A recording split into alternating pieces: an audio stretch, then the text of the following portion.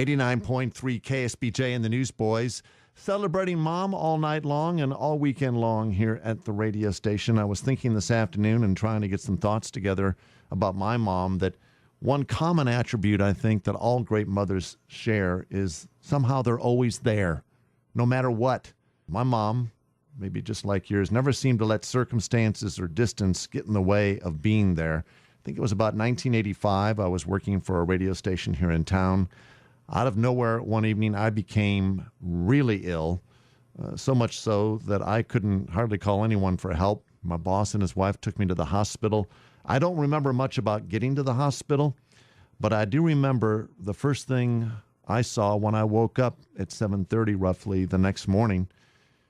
There was my mom sitting next to me in the hospital room, smiling, that smile that only a mom has.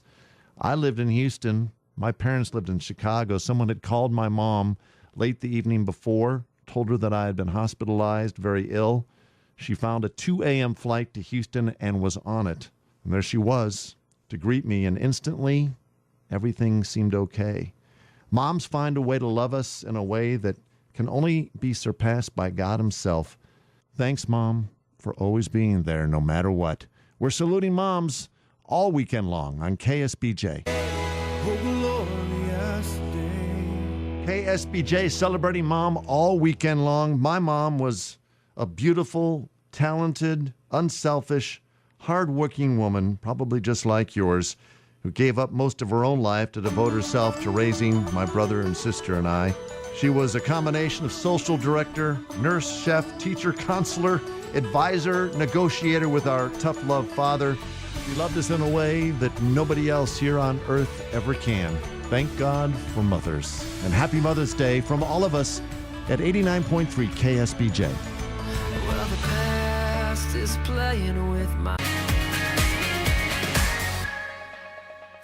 89.3 KSBJ, Bob King. I've been sharing some stories with you on this Mother's Day weekend about my memories of Mom. In the last 5 years of my mom's life, she battled a cancer that eventually took her home to be with the Lord. But over those 5 years that Mom was ill, she was strong, positive, incredibly humorous, and courageous.